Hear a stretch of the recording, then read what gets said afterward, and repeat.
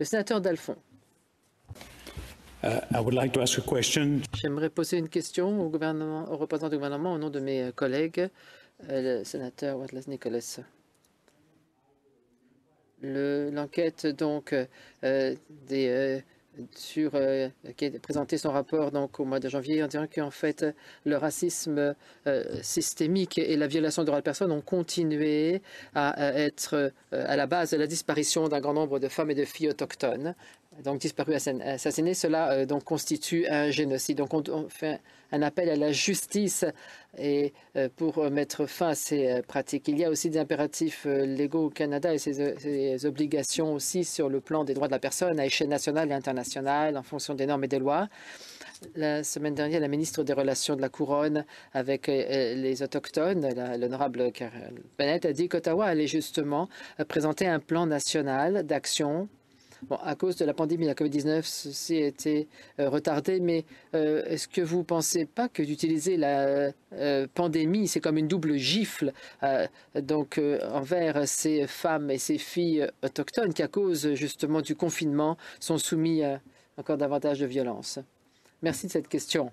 Oui, nous comprenons la frustration et la douleur ressentie par ces personnes qui ont perdu des êtres chers ou qui attendent encore le plan.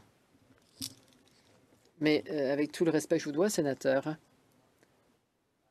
ce n'est pas juste de dire ou d'impliquer que le gouvernement utilise la crise pour reporter le plan. Non, le gouvernement est toujours engagé à mettre fin à cette tragédie nationale concernant les filles et femmes autochtones disparues et assassinées.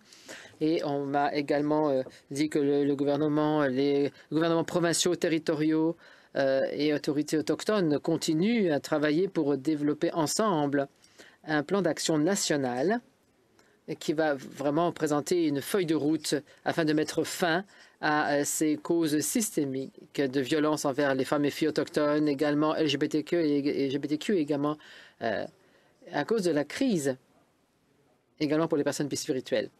Et ils ne se sont pas rencontrés à cause de la crise. Un grand nombre de réunions sont virtuelles, comme vous le savez, mais on a vraiment aussi ceci à représenter certains défis en termes de l'engagement. Et c'est la raison pour laquelle le travail n'a pas aussi progressé aussi rapidement que tous les partis l'auraient souhaité.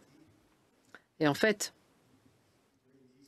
pendant cette crise, cette période difficile, le leadership au niveau des collectivités, au niveau du gouvernement, se concentre afin de limiter la propagation de la COVID-19 et de mettre en place les mesures nécessaires pour apporter un soutien aux collectivités pendant ces temps incertains. Mais bien sûr, nous allons garder ceci comme une priorité. Le sénateur Dalphond, merci, Monsieur le Président. Je pense qu'il y a la question supplémentaire était quand est-ce que nous allons voir un plan d'action de la part de ce gouvernement sur cette question. Donc un plan d'action contre la violence faite envers les femmes et filles autochtones assassinées, les personnes LGBTQ et bispirituelles. C'est une question juste. Comme je l'ai dit, le gouvernement comprend l'importance et l'urgence et la frustration ressentie. Il s'agit d'un plan d'action national qui doit être co-développé. Et c'est co-développé ou co-conçu avec le gouvernement fédéral et avec également ses homologues parmi le leadership autochtone, les collectivités autochtones et les provinces et territoires.